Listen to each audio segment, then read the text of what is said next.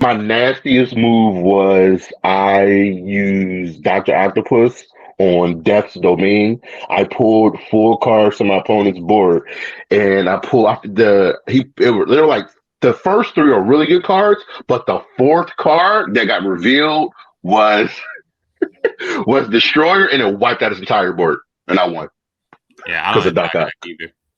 Doc But Ock's nasty. we here. It's Friday Night Yerrr. Talk this wrestling shit. Talk this WWE shit. You know, maybe Spider can't hear AK Mr. AK. Put your mom in a figure for a leg lock. Leader of the Suwu brand on 2K22. I'm ready to do another season once Mr. Hennessy shows himself. But Jeremy Pierce here. Two-man power. Jeremy Pierce, High Risk Wrestling Podcast, the two-man power trip is back in effect. Go check out the YouTube channel. Just dropped the first list video I've ever done for the channel, which is the 10 most anticipated opponents for one Mercedes Varnado. Go check that out. And then tomorrow is High Risk Wrestling Podcast. We are doing our matches of the year. It's gonna be good. And then next week's show is kind of the award show, Wrestler of the Year, Female Wrestler of the Year, Match of the Year, all of that good jazz, funniest moment, funniest wrestler. It's gonna be good. It's gonna be dope. But I have no idea what we're talking about today. Well, So you that's see the background talking about Triple H rehires. Triple H did say, and to a point, that some of his rehires have been underwhelming. So we'll get into that. The last one that made his debut on Raw, Bronson Reed, who should have never gotten fired in the first place. Right, but have a match with Okada or be a Miz lackey. I'll be a Miz lackey. And I saw a hot take today that was kind of true. I don't know how true without doing any research. Nobody has gotten over more than the Miz while being a Miz lackey. And I immediately think Damien Sandow but nobody has gotten over. Obviously Sandow's the obvious one, but I would say if it wasn't because of backstage politics, Alex Riley would have gotten over. He truly would have. And Alex Riley was shit. So I mean, he was like besides Alex Riley should have gotten over, but who else got over being by Biz Lackeys? Well, the B team. No. What are you talking about? B team, go. They were over. They were tag team champions. They feuded with Matt Hardy and Bray Wyatt. If I have to say it again, Michael McGillicuddy and David Otunga were the copper fucking tag team champions. And they're two-time champions. I'm talking about McGillicuddy and Bo Dallas. They were the B team. I get what you're saying, but that wasn't his first turnaround. And don't forget, fucking, he was an IC champion at that too. Oh, yeah, but he was a Paul Heyman guy, but he got more over as part of the B team. Sometimes the second go around works. Like, come on, man, let's be real. The B team was over. B team, go.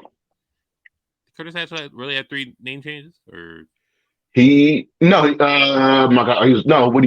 started in the NXT game show, he was Michael McGillicuddy, and it explained why he didn't go by Henning, because McGillicuddy is his mom's maiden name. And then when he got caught up to the roster, McGillicuddy, and then when he became a Paul Heyman guy, he became Curtis Axel.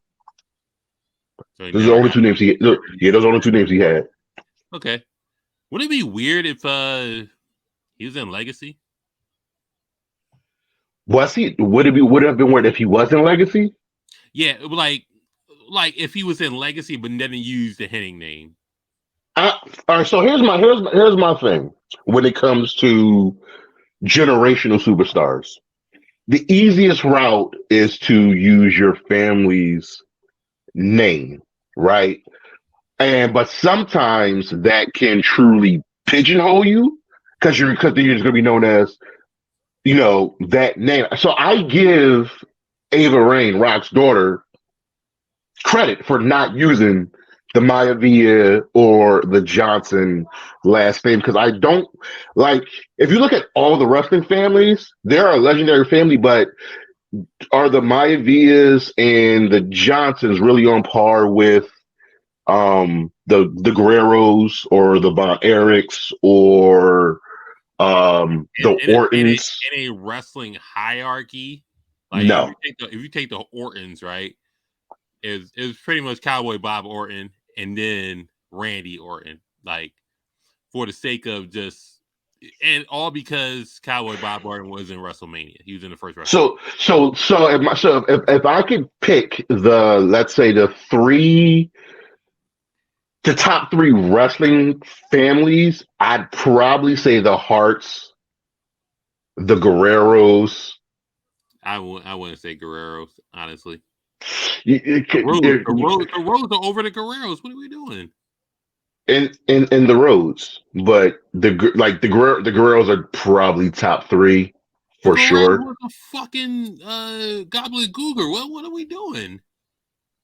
Don't disrespect the gobbledygooker, sir. Hold on. We're all tag anyways. I mean, as a wrestling family, it gotta be the Hearts. Obviously, that's one. Maybe one or two.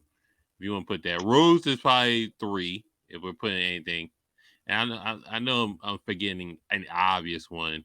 You got the fictional family in the Dudleys, right? You've got the Von Erichs. The Von Erichs would probably be one just off legacy alone. I mean, you can go the Rotundas. Rotundas being Bray, IRS. I know the family. You can now, if you really want to be honest, you might as well just say the Noise. Yeah. Roman, the Usos, Umaga. I know, just Samoans in general. That they would just be the ones. They would more than likely be number one. Now, was Umaga Rosie or Jamal? A 3-minute warning. That's an excellent question. I think he was Jamal because Rosie ended up being Hurricane's tag team partner. I think he was Jamal. Right. Okay. I'm trying to think of any more wrestling families that were like the Flairs. I mean, it was really just Charlotte and Rick. There's a family just like I know we get David Flair for a brief portion. There's a wrestling family who's, I can't think of it. It's on the tip of my tongue. It is killing me, and it's like so obvious. It's not the Rotundas. It's not Steiners.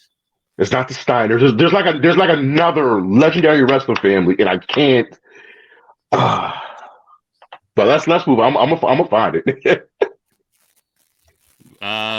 You got Von Erich, Guerrero, Henning, Flair, Rose, Hart, Onawai, and McMahon.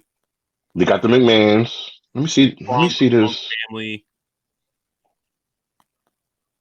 I mean, I'm looking at a lot of lists do have the Wyndhams hot just because you got the Wyndhams consist of the Wyndhams, the Rotundas, and Blackjack Mulligan. Yeah.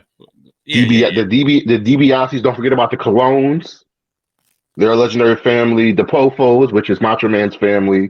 The Wyndhams, the Hennings, the Briscoes, Guerreros, the Funks, Ortons, Von Erichs, Rhodes, Anoys, Hearts. Of course, the official WWE list will have the McMahons number one. That's hilarious. I mean, hey. Hearts. There's another. I will probably end up putting the Anoys number one, just because of everything. You know what I mean? Guerreros, Flairs. We're here for. The Blanchards. Tully. The Laurinaitis.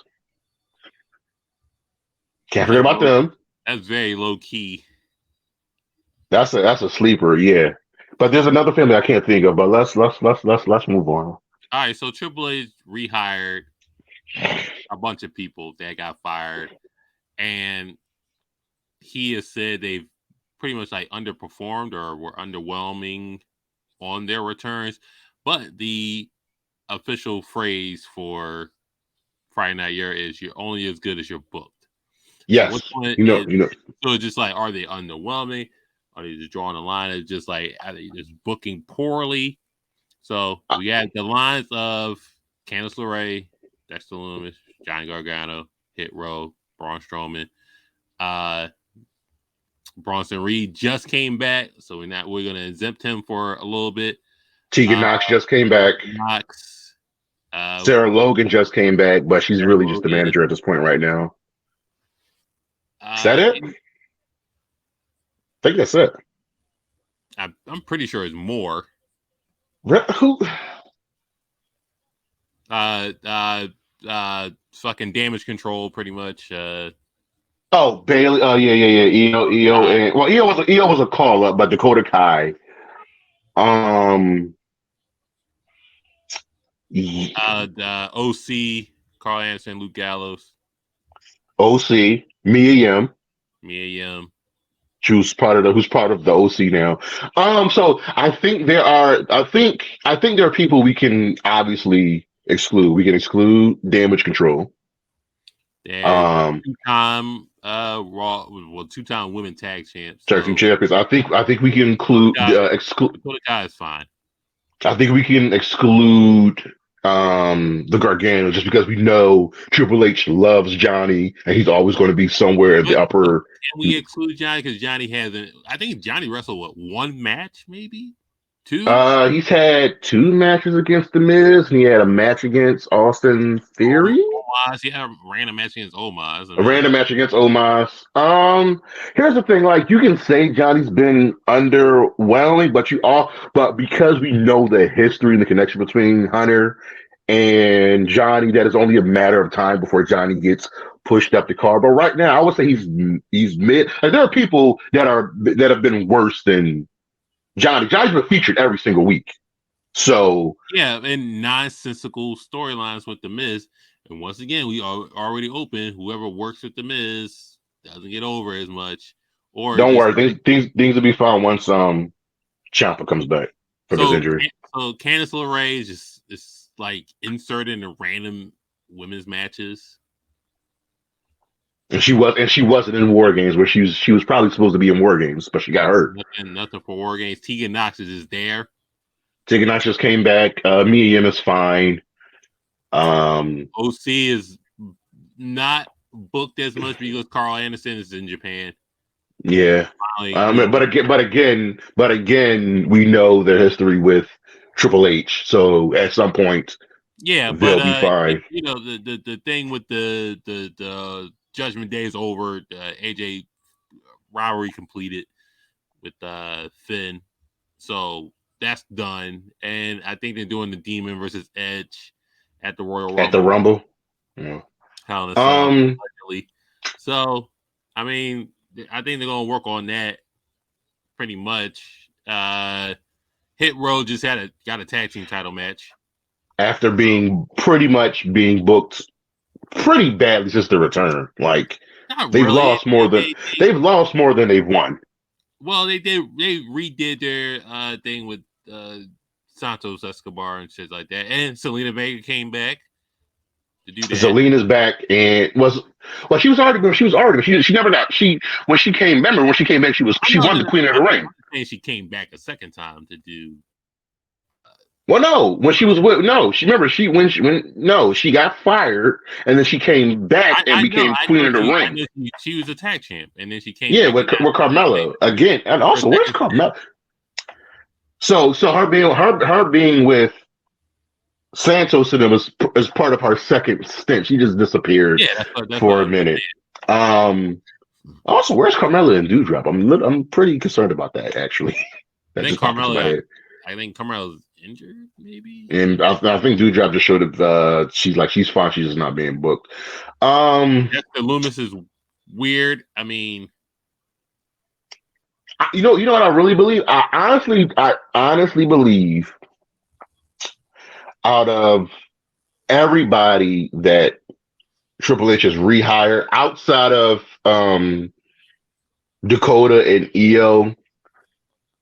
I honestly think that Lumis might end up being the one to get the most over because he's got a unique look. Fans gravitate to him. It just kind of works. You know what I mean? And I'm kind of hoping they bring back the way, like just call up Indy And and don't just forget Bray Wyatt, the most. he's an exception. He's always going to be over. But I mean, of course, the IWC probably one of the most toxic communities on the internet. Like, oh, Bray Wyatt, they're right there with the Star Wars fandom. They're like, oh, Bray Wyatt, I don't know how he thinks a buzz, and LA Knight's more over than both of them. Just like, relax.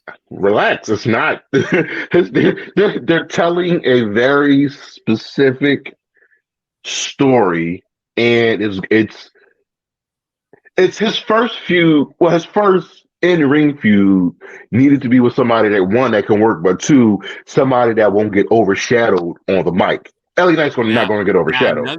Now, Bray Wyatt is this is why people need to realize Bray Wyatt is the polar opposite of this. Everybody goes over working with Bray for the most part. Daniel Bryan, Randy Orton, John Cena, Kane, Roman Reigns, Dean Ambrose. Bray's lost every feud he's been in. Yeah, Goldberg, Seth Rollins. Finn Balor got fucking annihilated at SummerSlam. So. Oh man, LA Knight's going to be fine. LA Knight is going to be fine. He's great. God bless the Maximum Male models. I don't know where the fuck they're at, but what's going to fuck off. What's going to happen with them? It's weird. You could probably say the least underwhelming probably have been Hitrow.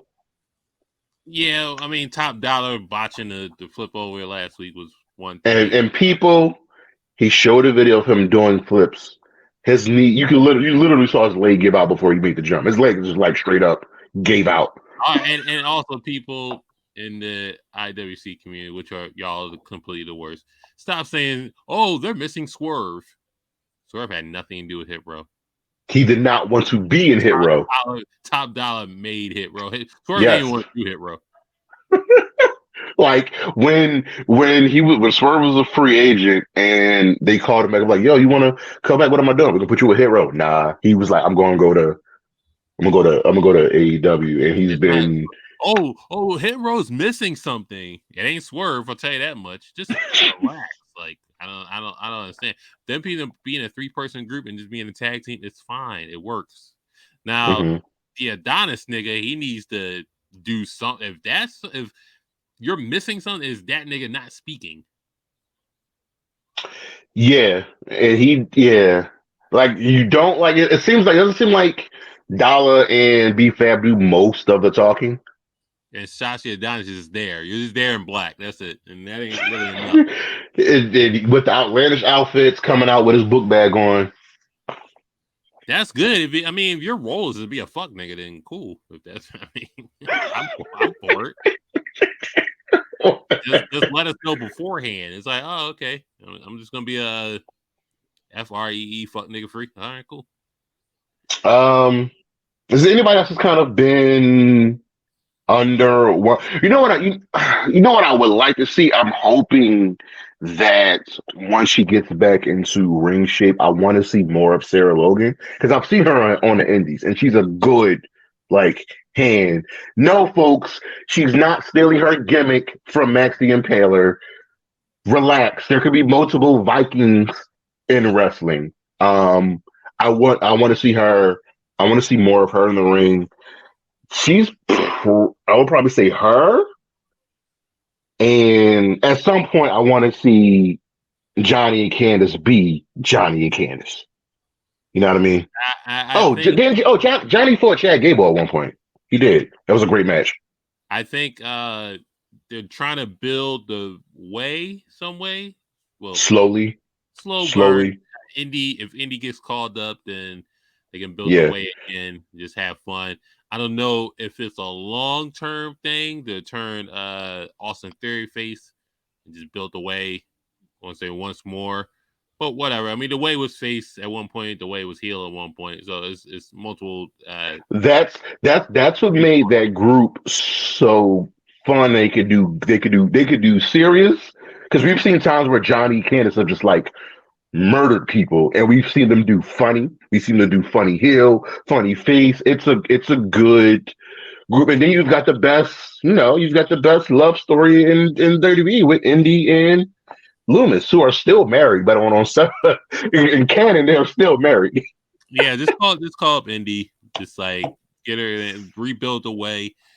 And then when Ciampa comes back, you can do something with him and just I guess redeem that last match they had in the pandemic era. I get it. Oh, one final beats that. Okay, all right. Side note: pandemic era. That was about a good 2.5, 3 years. We got every company did cinematic matches. WWE, AEW, and Impact. Right.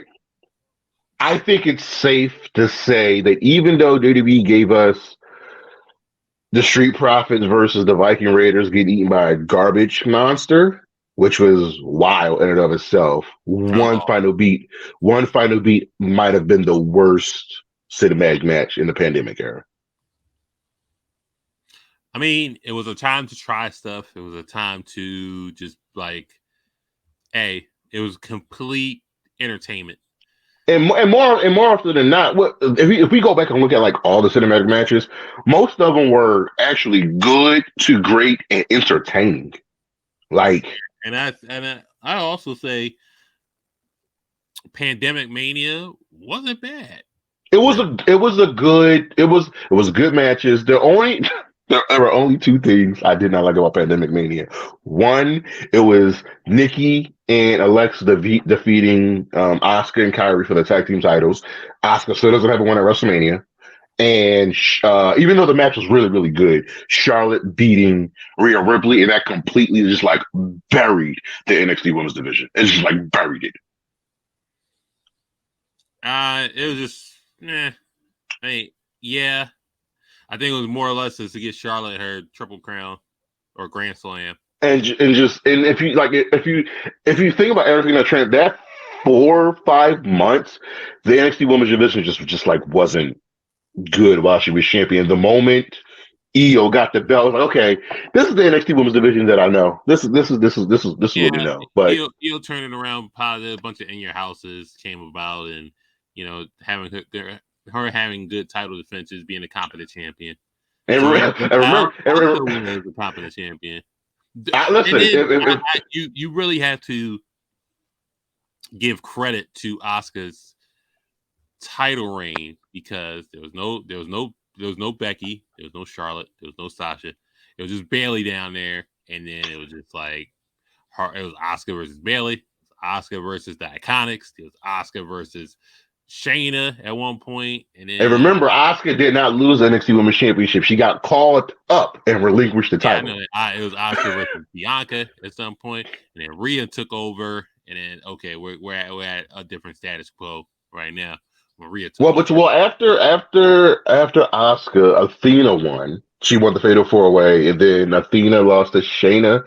Shayna lost to Rhea. Rhea lost to Rhea won on the NXT.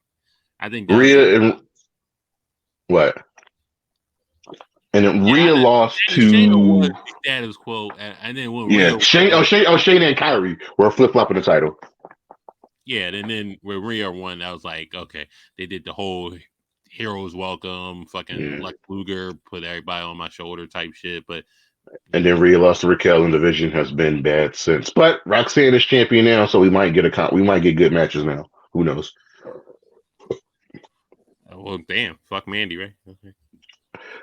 Cam, she may have one of like the 4 longest reigns. She has one of the 2 worst reigns. Do you hate more Randy? Who do you hate more, Mandy or Britt Baker? Hate in the sense of what? Just like totally dislike.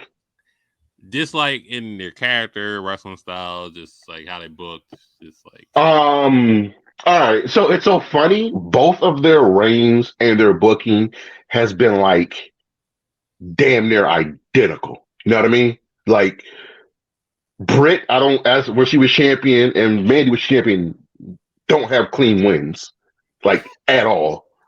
I'd probably say, as much as I dislike Britt in her simps, I'd probably go Mandy just because Mandy never ever won clean, and it was the woman they were having her defeat. She defeated Mako Sotomayor. She defeated Roxanne Perez. They just kept shitting on Alba Fire. Just like it was bad. It was really unwatchable. Her reign. It just at the very least, Brits didn't last long. Brits was Okay, hold on, real quick. So Mhm. it's unwatchable, but what's different besides the clean wins? So what's the Mhm. difference between Braun Breaker and he just like Braun. And I've said this in one of my shows. I'm also getting a little tired of Braun too, but there was that brief respite where he randomly lost the championship to Dolph Ziggler. So they got okay, yeah, that was a thing. away from it. So it was like a nice little like you remember when during the pandemic Drew was there to be champion, and then for a random 2 months he just lost the championship to Randy Orton, which made no sense. That was the Thunderdome era. Yeah, it was. Yeah, so like I'm starting to get tired of Yeah, Braun and that having him. was like I think it was like an ambulance match or something like that. He got it back. Yeah, it's so I'm starting to get there. Well, but you know what I think the difference between Mandy and Braun is, and y'all know me. I lean more towards in-ring ability first. I feel like you need to be able to be confident in the ring and at some point be able to give me like a top quality match. So I think that's what separates Braun from Mandy. I would love for Braun to lose the championship at this point and do something else. Yeah, because It's the whole Apollo thing. Oh, we're gonna go fishing and do these random yeah. things, and And then all right. Apollo lost. For some reason I think they're gonna put the championship on Grayson Waller. I don't I feel like it might happen. Yeah, he's not. He's I can't get a read on this guy whether he's just there or I like him or I dislike him. It's just like okay, like he had a random match with AJ Styles, and then after that, it's just Right? like oh, Yeah. he So he yeah, he vogued on Johnny Gargano's retirement, and then that did nothing for him. Like and another thing was when they were pushing, really pushing 2.0. Never forget that for somehow Carmelo Hayes. I want to get the participants right. Carmelo Hayes, Braun Breaker, Grayson Waller, Tony D'Angelo. There was a fifth. Who am I? There was a fifth guy. I'm thinking of the NXT. I'm thinking of the last War Games match NXT had. Let me find it because it just didn't make any sense. Braun Breaker, Carmelo Hayes, Tony D'Angelo, and Grayson Waller somehow defeated Ciampa, Gargano, Pete Dunne, and LA Knight in a War yeah, Games match. that's just a push 2.0. Right, that was the push. That was the push 2.0. So I am getting back to the original point. Braun is a good wrestler. He's competent in the ring. Mandy has gotten better, but she's not there. Same thing with Britt. Britt's competent in the ring, but if you look at her best matches, they're all gimmick matches. And her truly best defenses have all been against women that we know are more skilled than her in the ring. Sheeta, Riho. There was like the only match that Britt had that was really good against an opponent that's not a skill. She defended the championship against Red Velvet. It was a good match, but if you look at Britt's all of her other matches, they're all against competent opponents who can help make her look good. Nyla Rose, Sheeta, Thunder Rosa. Did she fight Serena Deeb at one point? You know what I mean? The only few Britt lost was Thunder Rosa and against what's Cedric's wife's name? Big Swole. Swole. And that was during the pandemic era. That was a cinematic match. Cinematic match. Okay, so I didn't want to go off the exit route here. So you is it arguable that I hold on? I have to look this up to make this. Hold on.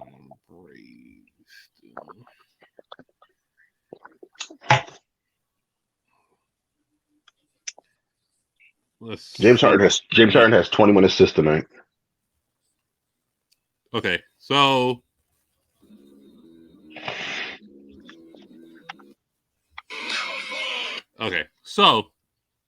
John Cena versus Kane, right? Mm-hmm. Bring it back a little bit. Embrace the hate storyline. Mm-hmm. Is it arguable that from there to when Cena was done, that storyline continued just like forever? So I'm gonna say this, right? John Cena, Kane, Embrace the hate. John Cena, Brock Lesnar, Extreme Rules. Oh, you gotta become a monster to beat Brock Lesnar. Sound like Embrace the hate. John Cena, Bray Wyatt. You got this whole world in your hands. Oh, embrace the hate. You know what I'll compare. Here's what I'll compare it to, and it makes so much sense because you're right. Like that storyline. John Cena, Randy Orton. That storyline continued. Yeah, and then Bray Wyatt did so well to do that in the Funhouse match. Mm-hmm. Like, oh, if you did this and joined the NWO and yada yada, it was beautiful. Here's what I'll compare it to. Outside of his first match back against Darby Allin, all of CM Punk's feuds in his way in AEW, he was the heel. He was presented as the face. He was the heel. And what were his opponents saying? They were saying, yo, he's trash. He's a scumbag. He's going to backstab you. He's going to lose his cool. He's going to breathe things down. Every single feud, they were telling us how bad of a person CM Punk was. And they were right. And Cena, yo, embrace the hate. You know who tried to do it and failed miserably? It was the end of Cody's tenure in AEW. He kept trying to do the whole meta going back and forth thing, whereas I think Cena pulled it off much better. And then to a less, you know who pulled it off really, really, really well as the delusional face heel was NXT Bo Dallas.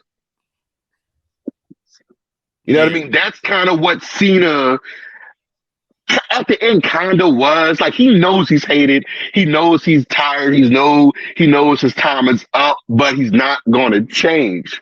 But if you look at Cena, right? Okay, mm-hmm. I'll take the Punk feud, right? Mm-hmm. So if you take the Punk feud and then you take the Money in the Bank feud, mm-hmm. Yeah, rehire him. I want to face Punk and Money in the Bank. All right, if you lose, you're fired. Blah blah blah. Right. So Cena's the face, but he's gonna get booed out the building because of Chicago. Then he revisits Punk again, and then Cena becomes the villain because you won all these championships. You are what you hate. You're the New York Yankees, and then Cena pops fucking CM Punk, right? Mm-hmm. This is Night of Champions feud, whatever. You know, and then this is what's this? Hustle, Loyalty, Disrespect storyline. Listen. I don't. People. So what would Cena be in that scenario at that point? Was he the heel in that feud, or because that's what the feud? The feud was hustle, loyalty, disrespect, and the disrespect was Punk being disrespected throughout his 400 plus day reign. Is not. I'm not getting no main events. I'm not getting because of you. You got the main event with John Laurinaitis over the limit, and I never got a WrestleMania main event. You main event because it's Rock, blah blah blah. So Punk was Punk the face, and Cena was the heel because of booking. I'll give you. I'll take it a little bit back. I'm booking tells us that Punk was the heel, but do you remember Punk's feud against Jeff Hardy, WWE champion Jeff Hardy?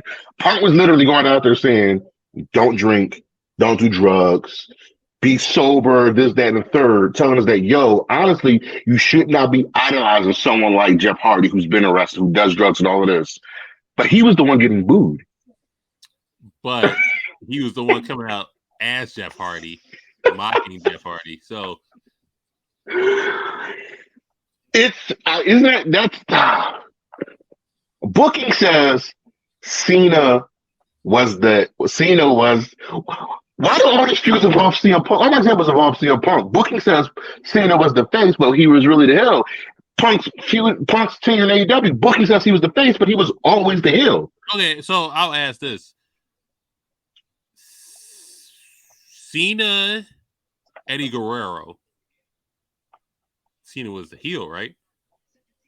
Came out while Eddie was wrestling, freestyle. Oh, you're gonna get deported, yada yada. It was pretty good freestyle. And then this one Cena had a goon. Do you remember Cena having a goon? Oh, hold on. That would be Mr. B Square, Bull Buchanan. Shout out to Bull Buchanan. So never forget Cena got stabbed too. He got stabbed. Remember, he got stabbed and lost the U.S. title to Carlito and couldn't defend. Because you guys, shout out to Bull Buchanan. Cena sometimes was the heel. It's sometimes blatant, and sometimes you didn't know he was the heel. He's honestly only really fully truly been a heel when he was Doctor of Thugonomics. Before he turned. Do you remember John Cena versus The Undertaker? I remember all of it. John Cena doing a freestyle in the graveyard in a wheelchair. I was there for that. It's time to teach John Cena some respect. That's what that match was about. It was just blatantly about respect. But no, there was a point when we had during Big Evil Taker's short hair, when everything was just about Taker murdering you or just getting respect. That's it. So Maven showed up, and then Maven just kept fucking over John Cena, Undertaker. Taker. Never forget Taker fought Ric Flair at WrestleMania 16 for the Hardcore Championship. It was 16, right? Because he fought Triple H at 17. No, he fought Triple H at 18. A lot of terrible matches. He fought Big Show and A-Train at 19. He fought Triple H at 18. He fought Flair at 17. Yeah. Undertaker has a lot of nonsensical feuds that. Bro. Didn't it feel like during the post SmackDown 6 era, during the SmackDown 6 era, the WWE Championship feud was only Brock, Kurt, and Big Show. Because Taker was on Raw at that point. But then after that, it was like, once he got moved to SmackDown, it felt like every big guy was just feuding with Taker. Heidenreich. You're gonna wrestle the Undertaker. The Undertaker! Remember him kidnapping Teddy Long? We're gonna go for a ride. Amazing. Yeah. What's your favorite underrated storyline? And wrestling or just like WWE, AEW? WWE. Underrated. Um, is it a cop out to say Eddie in China, Latino Heat? No, if that's your choice. Out them because after the Radicals split up, after China got finished with like Jericho and Jeff Jarrett for the Aussie title, her and Eddie were kind of just like in no man's land, and then just pairing them together just Work. worked. It was like he loved her. China kind of show a more playful, fun side. Remember them preparing for their prom? It was just really, really good stuff in it, and it's like when you're going across a really good actor, you kind of gotta up your game. I didn't mean to interrupt you. I fucking hate Karrion Kross, but He's that's a rehire. Honestly, that's a rehire probably worse than Hitrow. He's so bland. He's so corny. Listen, TikTok, listen, listen, listen. TikTok. And we know Byron for some reason loves Karrion Kross. And fucking Ray got to work with him now. Jesus Christ. Karrion Kross. Well, it's so funny. While he was an Impact as Killer Cross, they pushed him to the moon and helped him and Charlotte, right? Then he heard WWE's call and tried to weasel his way out of his contract, and he let that happen because Impact, they're a good company. You know what I mean? Karrion Kross has not recovered from when Adam Cole embarrassed him. Worst NXT champion of all time. He has not recovered. And just think about it. They built up Keith Lee and then just jobbed him out to Karrion Kross. He has not recovered from when Adam Cole just embarrassed him. Embarrassed him. Buried him. It wasn't, and that was Cole. There's no way in hell a writer wrote that for Cole. Cole went off the cuff and just said, fuck it. and you can see watching that promo, just look at Karrion Kross's face. He got nothing. He got nothing. Nothing.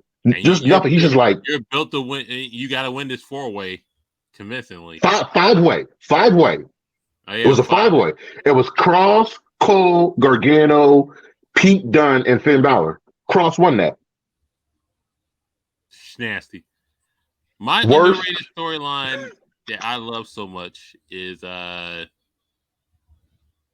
I say that to where I forgot. Because fucking Karrion Kross is on it. It's just like, yo, I fucking hate Karrion Kross. Oh, he's a rehire that goes into for the first segment we were saying. And Jesus Christ, he had a whole segment with Drew McIntyre that did nothing for either one of them. So you cannot repraise yourself by working with Karrion Kross, and then Ray has to do this. God bless him. I gotta remember this underrated storyline. That it's gonna get there. It was there. Tag team, mid card, women's world title. It wasn't. Fuck. I'll remember it. It's not Karrion Kross. TikTok. Karrion Kross. It had it. And it was like, yo, once you're done speaking, I'm gonna speak on mine. And then it's gonna be like, yeah. And then I look to the right because SmackDown's on. Oh, it's fucking Karrion Kross. We did not mention him in these fucking rehires. And bro, he beat Samoa Joe. It's funny. We talked about the rehire segment, and we literally hit every single person that Triple H rehired except for Karrion Kross. How did we hit everybody but Kross? Because he's fucking forgettable and just he's awful. He's fine with hair. If that makes any fucking sense. Oh goodness. He's serviceable in the ring, but he's a good hand. He's about as serviceable as Jinder Mahal. He's creative wrestler, but there's more to Jinder Mahal. But remember that stint when Karrion Kross didn't have Charlotte and it was just Scarlett and it was just him doing the entrance and it was just like nothing. He feuded with Jeff Hardy, murdered Jeff Hardy, and then put him in a Git mask. And he was a fucking Spartan. And Scarlett was not in the entrance, and he was just like there, looking like this goes in Mortal Kombat character. This goes back to what Adam Cole said. Take away the girl, the lights, the smoke, the music. What are you? Shout out to Adam Cole. Hope he gets better. These concussions, man. Two wrestlers we don't know are actually coming back. It's Adam Cole and Big E. So Big E, he said his spine is some places are still broken. So it's a slow burn on that. I do want to see him back in 2023, maybe. Just on the screen because Big E is just a presence of just joy and charisma, and Adam Cole also for everything. Adam Cole has been a presence in PWG, been a presence in Ring of Honor, New Japan. If you just want to put a top 5 list for NXT, Adam Cole has to be on there. So, then you know he was the guy, and we could all say Blood Money hostage situation on SmackDown. And Brian, probably one of the best matches of the year. Isn't it always weird that there are times when JDB has to like do stuff randomly, and they gotta like do things on the fly, and it always ends up being good. Also, shout out to Ciampa, staying in character. That SmackDown was so good. TLC, AJ Styles, Finn Balor. They just like, hey, everybody got mono for some fucking reason.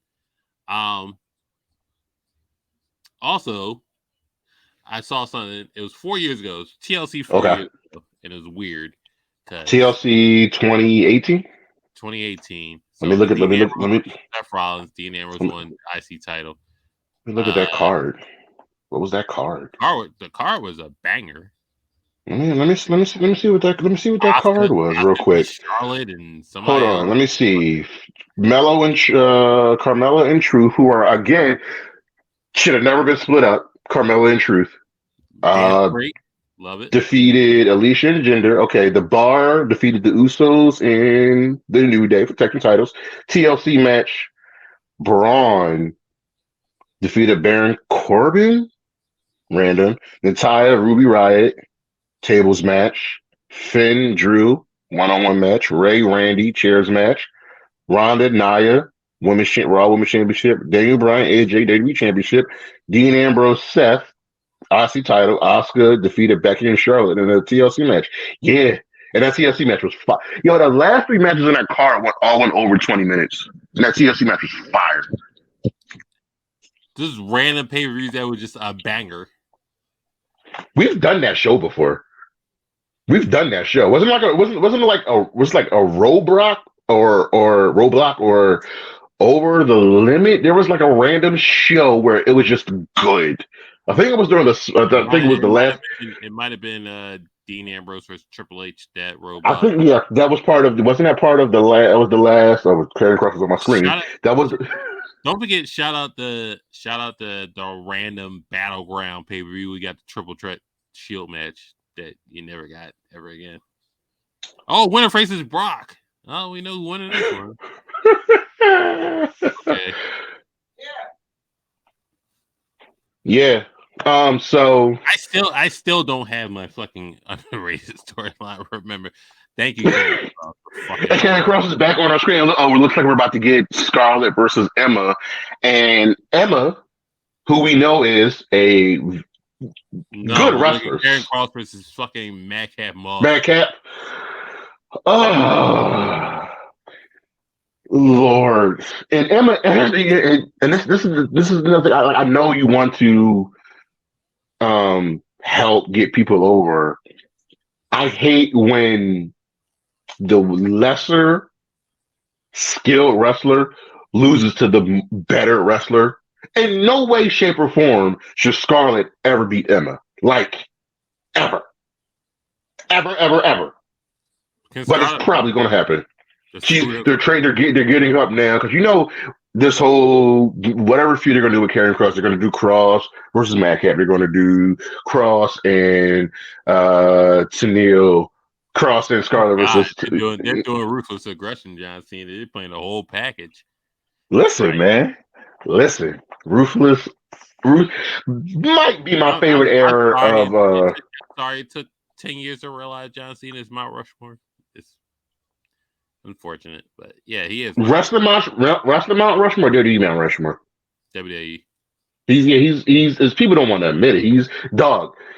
I was in school wearing my John Cena chain. That like he's there. If you want to hear Mount Rushmore, it's Hulk Hogan. Obviously, just ignoring this Everything. the Terry shit. But it's Hulk Hogan. When it comes crashing down and it hurts inside. He was wrestling. He was wrestling. Don't get me wrong. When Hulk Hogan, listen, when you actually become a grown up and watch Hulk Hogan in Japan, Hulk Hogan was fucking wrestling. Hulk Hogan. Isn't it weird? Isn't it weird? Like it wasn't just punch, Hulk up, boot, Hulkman leg up. I win. Did he fight Inoki at one point? Yeah, he was just doing shit. Isn't it weird? Listen, Hulk Hogan was doing insecurities. He was doing toe takedowns. He was doing like hammerlock fucking switch over. Hulk Hogan was wrestling in Japan. Like this is a blue trunk Hulk Hogan. Because that's a different beat. Because when you go to Japan, you have to up your game. And Hulk Hogan was when I seen footage of Hulk Hogan doing a standing insecurity. I was like, this is not fucking real. I seen Hulk Hogan do a standing insecurity. I was like, this ain't real. What the fuck is going on? This is doctored footage. Okay, so Hulk Hogan number one. And yes, my favorite wrestler of all time, Bret the Hitman Hart, is not in my Mount Rushmore. So I said he shouldn't be on the Mount Rushmore. But Bret is that guy. Bret's always right. So it was Bret, obviously, then Austin. Austin was just a vibe, the era, the saving grace to WWE, because I guess it was just hand in hand, because if WCW kept Austin, it wouldn't have been a thing. He would have been stunning Steve Austin, and if ECW kept him, he was just a guy doing promos, getting his neck broken by Taz. But we wouldn't give Stone Cold Steve Austin if he didn't go to ECW. Credit, but it's Austin. And the next person is not The Rock. I'm going with It's not The Rock. The Rock. Listen, people. The Rock should not be on the Mount Rushmore. If you look at the totality of his career, he was actually only in WWE for like 6 years. But the next person is The Undertaker, the greatest character of all time. Yeah, and fourth is Cena. And then number 4 is Cena. Cena held it down for 18 years? About 18 years. For as long as he could, till he couldn't no more. Yeah, Hollywood came calling. Shout out to Peacemaker, one of the best shows of 2020, 2021, 2022. Peacemaker, 4 commercials. Just like Fast and Furious. And we got Cena faced them all. Cena has probably the best rivalries of all time. Even probably one of the most underrated rivalries. Him and Brock is probably an underrated rivalry. Okay, now out of everybody on the Mount Rushmore, Cena has great rivalries. I don't think his rivalries are better than Hogan's rivalries. It's Hogan Savage, Hogan Warrior. What else? It's like, what the fuck? Yeah, but here's the thing. Hogan Savage, Hogan Warrior, honestly, are bigger than whatever feud Yeah, but Cena has had. you had to understand with Cena, it was Hogan. I'm sorry, Cena Edge, Cena Batista. Cena's two best Cena, feuds are Cena. People don't want to admit this. Cena's best rival is probably either Edge or CM Punk, not Randy and not Batista. People don't want to admit that. it's Orton by a It's not. mile. I'm sorry. It's not. It's not Orton. It's not. It's not Orton. I'm sorry. It's either Edge or CM Punk for me. Edge. What I'm saying is Edge. It was Cena's. Let's look at Cena's rivalries. The Mm-hmm. Rock, Yeah. Orton, Edge, Mm-hmm. Batista, Mm-hmm. Undertaker, Mm-hmm. Brock Brock, Lesnar, Miz. The Miz at some point, yes. That's a clash. But like Somebody I'm missing. Kurt Angle, Kurt, Shawn Michaels, Shawn Michaels, CM Punk. big. What are we talking about? That's yeah. Those are great feuds, but I don't think those feuds come to the level of Hogan Savage and Hogan Ultimate Warrior. Just Okay, and, so it's only because it's really only you can because say it doesn't come to the level of Hogan Savage, Rock Austin, right. Like if you look at like Undertaker Kane, Undertaker Mankind, Taker, Shawn Michaels, Taker Triple H, Shawn Michaels, Triple H. Like I think this Cena has great feuds, but if you go Cena's top 4 feuds is Edge, CM Punk, Randy Orton, Batista. Batista. Yeah. Because when Cena and you can Cena Roman Reigns. That's how long he's been doing it. But Cena AJ Styles. Cena AJ. The AJ Styles feud can honestly take over. Cena Kevin Owens. Cena can transverse. Cena Miro. Cena Bray. He's feuding with everybody. Cena can transverse generations. But the thing is, he should have lost. Cena Jericho. Oh my God, I forgot about Cena Jericho. Cena got Jericho fired. I remember that. Cena Jericho is terrible. It was just a nonsensical feud. Only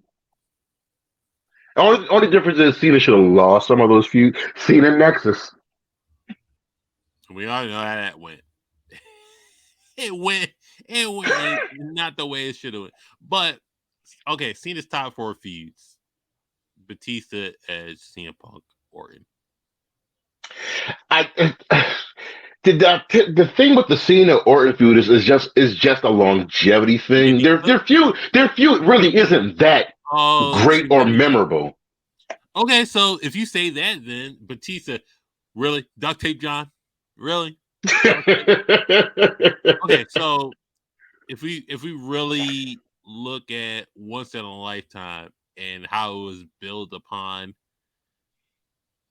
maybe you could take over another feud. I know Orton has the longevity thing, right? But the thing with Once in a Lifetime is they tried when he lost to The Rock, they tried to do this whole follow up like Cena had a really bad year. And they did embrace the hate. That's just the catalyst to embrace hate, and that was the catalyst of Brock coming back. It's just like Brock. They did Brock, Cena. Brock murdered him. Brock murdered him. No, not Brock lost at Extreme Rules. Brock lost at Extreme Rules, but I'm thinking that SummerSlam. He murdered him at SummerSlam. But yeah, again, so that's always the one thing with Cena's feuds. There are some feuds where he should have just Cena Mark Henry, Cena R-Truth, Cena Umaga, Cena Kurt Angle, that won another great feud. Cena Shawn Michaels, another good feud. Again, if Cena Shawn Michaels, isn't that still the longest match in Raw history? That is still the longest match in Raw history. They had a Mania match. Yeah, they had a Mania, but the follow-up match they had on Raw went over an hour. Taker squad. That's the feud that Cena lost. Cena's never beaten Taker. He's never beaten Taker. He's beaten everybody else. He's never beaten Taker. So yeah, I still don't have my unrated storyline. Thanks, Karrion Kross. Karrion Kross. Oh Lord. Kross fucked me over. I had a good one too. And you can't even, you don't remember anything about it. Nothing. Tag team, feud, what year? Do you remember any of the wrestlers involved? A finish? You got an encyclopedia here too. I can help out. I'm done. I'm old. It's just like Karrion Kross really fucked me over in that one. Killer Kross. I'll remember it and just like, oh, that's what I was thinking. TikTok. Fuck them. TikTok. Hey, don't vape. So I was thinking of. Well, I did type in "embrace the hate." Whoever wrote that line needs an award. Oh, it's talking about Hulk Hogan. Yeah. So who is there another person that Triple H could bring back? I actually have this saved. I have no idea why I have this article saved. Oh, we got Lacey Evans vignette. It looks like she still has a job. All right. Okay, I'm a run down the people he's released, excluding everybody who's brought back and excluding people who have signed somewhere else. We'll just run it down. Who's probably either maybe or definitely no. Lars Sullivan is a no. Yeah. Lars, I've run it everybody. Lars is a no. Cutler is in Impact. Steve Macklin doing very, very well. Andrade, AEW, Joe, AEW, the Iconics, possibly, but they're chilling from wrestling right now. Right? Mickey James, Impact. Chelsea Green is probably coming back to the WWE. Yeah, well, Matt Cardona. Yeah. Mark Cardona is having a match with Bully Ray. Callisto no. Wesley Blake is also in Impact as somebody else. Bo Dallas is back. Bo Dallas is Uncle Howdy. Tucker. Just put him in Apple Academy. Fuck him. So Alexander Wolf, because Eric Young is coming back, so they're probably bringing back Sanity. Bring back Wolf. Your boy is not coming back. Dream. Sorry. And Jesus, I feel as though we just have a mini episode on Dream and how he could have been like the biggest thing in wrestling. Vanessa Bourne. I mean, if it wasn't for Carmelo Hayes, Dream would be the greatest North American champion of all time. Vanessa Bourne doing indie. Justin Duke's chilling. He brought back Braun. Alistair Black's AEW. Buddy's AEW. Lana, no. Ruby's AEW. Santana Garrett brought back as a trainer. Tyler Breeze of Fandango. Breeze is still close with Xavier Woods, but Breeze is allowed in the locker room to do up down now. Tony Nese's AEW. Which Breeze which Woods owns now, or getting some type of money from, because they had an old contract thing. They wasn't going to do no more episodes, so you got some type of ownership. So we could see Breeze come back. Could be. Breeze is the only person to get a WWE match, to my knowledge, with Jushin Thunder Liger. So Breeze now. I could do Breeze. Tony Nese is in AEW. Daivari in AEW. Everrise are in AEW. Bollywood Boys. I don't know where they are. Kurt Stallion's in AEW. August Gray. Ruiz. Nobody cares about. Tino Sabatella is going to make money off of Mandy Rose. Maria Shakira's AEW. He brought back Bray. Flair's not coming back. Bobby Fish, whatever. Bronson Reed is back. Jay Atlas is in AEW. Leon Ruff is on the Indies. Mercedes Martinez is in Ring of Honor. Eva Marie, never ever again. She's coming back. Stop it. Karrion Kross is back. Karrion Kross is back. Keith Lee's in AEW. Miyam is back. Naya. Snacks. Yeah, she's doing OnlyFans. What you want? Ember Moon's in AEW. Taya Valkyrie, she's not going back there. No, that's different. Now that Triple H is in charge, she might go back there to be. Who? Taya Valkyrie. Okay, so let me ask this. Triple H in charge. Morrison. Riker's never coming back at all. Now let me ask this. Triple H in charge. What is going to happen with Punk? Okay. Punk's done it. I think Punk's done in AEW. He's done. Punk could come back to AEW. Okay, so here's my thing with Punk. We're all adults, and I think if Punk truly got over himself and his ego and just apologized, any company that he burned bridges with would bring him back because he is good business.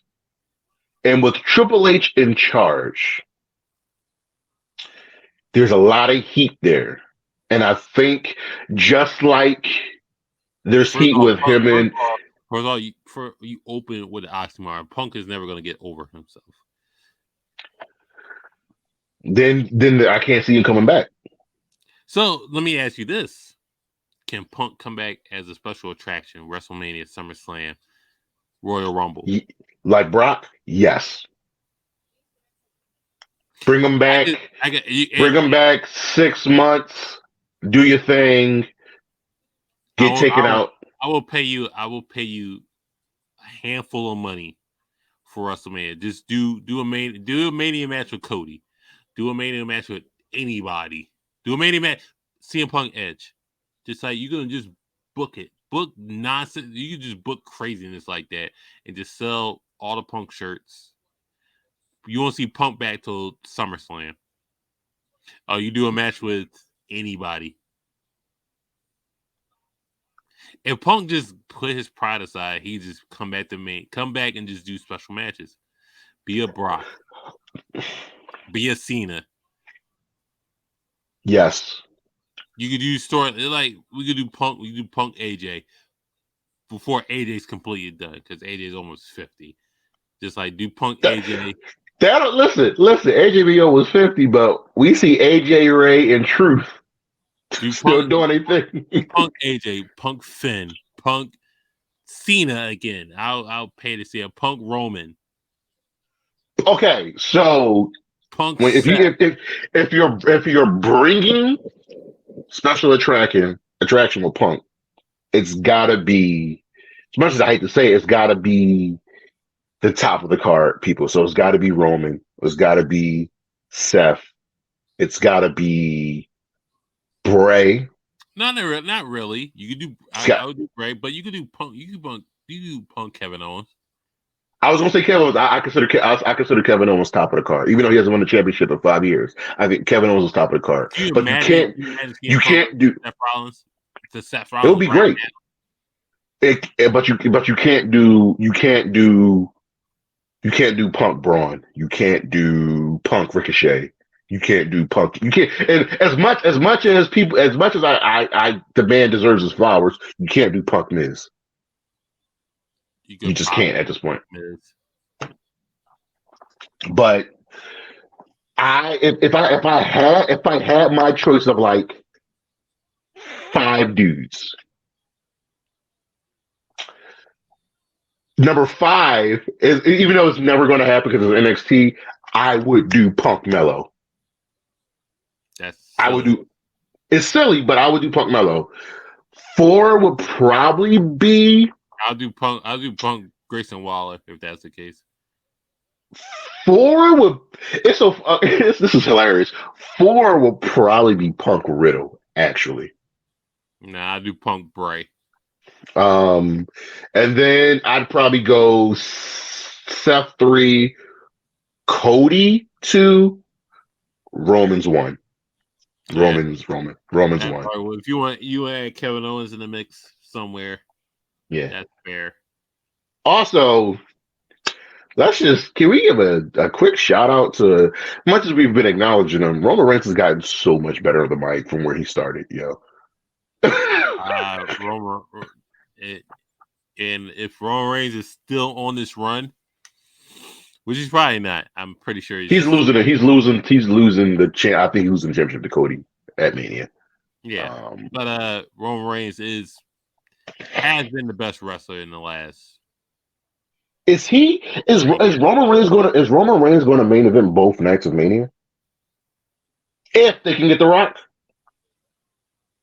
If he loses to Cody, then because like I feel like they're doing this trend where night 1 is the women's main event, night 2 is men's main event.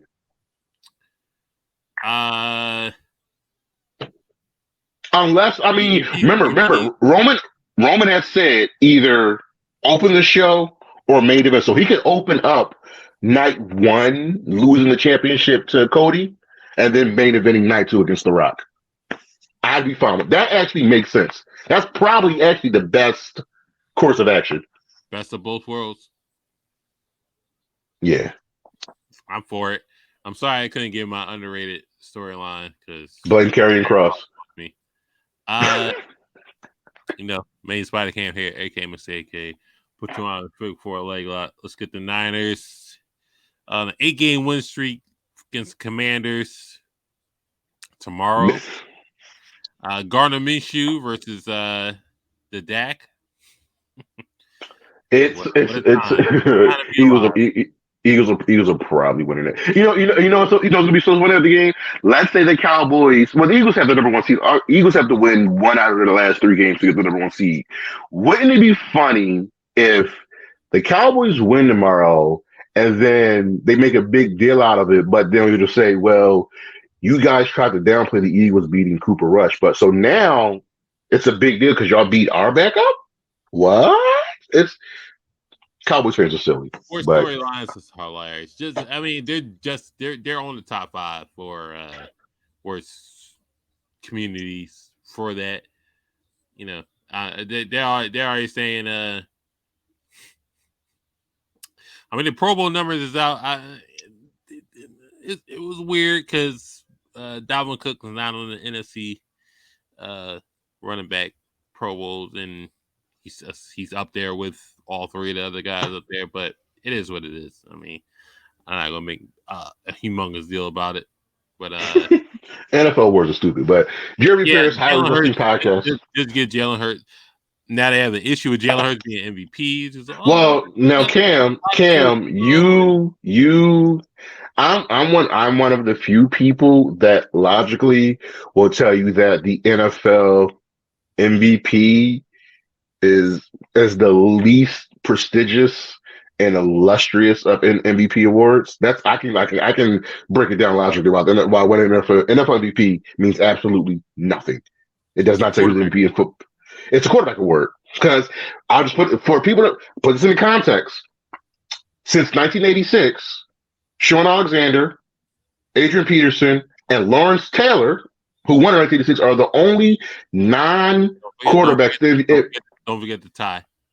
So put this in the context, Cam. Since 1986, Terrell Davis, Emmitt Smith, Randy Moss, Tara Owens, Troy Polamalu, J.J. Watt, Dalvin Cook, Cooper Kupp, and Derrick Henry don't have league MVPs. How absurd is that? But there's offensive MVP awards. Right, but they almost always the year Adrian Peterson. You have to understand, but you have to understand football, the quarterback is the most important position. That's why he gets so many rule changes in their favor That's why, Yes, right. And like you said, that's why like you said, game gets shifted if the backup quarterback is playing. But you have to understand the business model. Even though they wear a helmet, the quarterback is the highest paid position in football. Yes, Braun, use the mistletoe on Ricochet so he can kill Samantha Urban is fine. So I Ricochet, two mean, claps. it is what it is. It's a bad award because it's just a bad award. Like it's just the NFL MVP means nothing at this point. I like win or lose. I Yeah, don't because care at this point. Aaron Rodgers got what 3 MVPs and just like Think of Cam. How was Cooper Rush not the MVP last year? Cooper Kupp. How was he not the MVP last year? And before that, those previous 2 seasons, the MVP was clearly Derrick Henry. But let's give it to a quarterback. I can make a case that AJ Brown's been more important to the Eagles than Jalen, because Jalen would not be playing as well if he didn't have AJ Brown. And I'll say this wasn't running as well. It's about who's throwing to him, not who's catching it. Right. And Cam, this is why Jerry Rice, Randy Moss, and T.O. don't have league MVPs. Because out of people want to say that the quarterback is the most important position in sports, but y'all got to remember that if the line doesn't block well, if the coordinator doesn't call the right plays, if the receiver doesn't run the right route or catch the ball, no matter how good your quarterback is, he won't look good. They need help to look good. But and a running back will never get it anymore because we're not in a run dominant league. Even though Derrick Henry should have a league MVP because he should. Yeah. And but too bad when Sean Alexander won it, he had to share it with Peyton Manning. And the only reason we're about wrestling. SmackDown just went off. Whatever. Street. Which gimmick match you like? The Miracle on 34th Street gimmick match or the random King of Ohio match that Miz and Dolph Ziggler had for like 4 years running? If you remember your wrestling. So the Miz and Dolph Ziggler would have this match. It'd be the King of Ohio. The random street fight. It's just like who would be the King of Ohio? Or every time a wrestling show comes to Philadelphia, there's always a Philadelphia street fight. Always. There's always. But I'll probably go with the Christmas one because just Miracle on 34th Street fight just sounds good and it's always fun. You know what I mean? It's always just pre-tape madness. Shout out to the wrestlers. Be home with your families. It's so funny. Now that Triple H's in charge, wrestlers will get time off. SmackDown's going to be crazy next Friday. The ratings going to be absurd. Yeah, John Cena's They might hit 3 million viewers. I've heard that before John Cena was announced, tickets were $30. And then when John Cena was announced, now tickets are $120. Well, you gotta remember, before last week he was already announced to be on the 12:30 show. He was announced on the show before the tag match even got announced. But I don't know why people. That's what people were saying online. Now that he's going to be on, which I can believe. But he was already announced for the show a week before the tag match got announced. So, I can believe it. Think about this, Cam. When for Extreme Rules, the show was already on its way to being a sellout. But when it kind of got confirmed that was going to be Bray's return, prices went up. So that was legit sellout. Like a legit, you couldn't get a ticket. You just couldn't get a ticket at all. Right. All right. Well, Friday Night Yerrr here. Friday here. The subscribers are growing on YouTube because reasons, but Actually, yeah, and I've been having more engagement, and my subscribers are going up. I posted because I also do movie and TV reviews, so I'm doing this thing for the last month of doing just posting scenes from my favorite Christmas movies, and I posted this one scene. You saw Trading Places, right? Yeah. The scene when we first meet Eddie when he's being blind, where I've been to being Colin. I posted that scene and then like everything's jumping up and down. Russ, it's just I'm working on growing everything. That sounds like Marvel Snap to me. Yeah. All right, we out of here. Don't forget to check out the High Risk Wrestling Podcast tomorrow's episode. We are looking at the best matches of the year and also just dropped on the YouTube channel the 10 most anticipated opponents for one Mercedes Varnado. And yes, I did leave out a very specific name for a very specific reason. Y'all probably can guess who it is. But yeah, that's what we're doing. All right, we out. Subscribe to the YouTube. Like us on Facebook, IG, YouTube, Twitter, Spotify, TikTok, Twitch. Do the same for High Risk Wrestling Podcast. I'm everywhere at this point, except for TikTok, because I will never be on TikTok. Chinese government. I'm fine with the United States government tracking me. Chinese government, nah, I'm good. Okay, fair enough. No facial recognitions for you. Shit like that. Don't even use Face Unlock for my phone. This guy's hilarious. I guess don't get fucked over, and then we're good to go. And we out of here. We out. Peace. Well, that's embarrassing.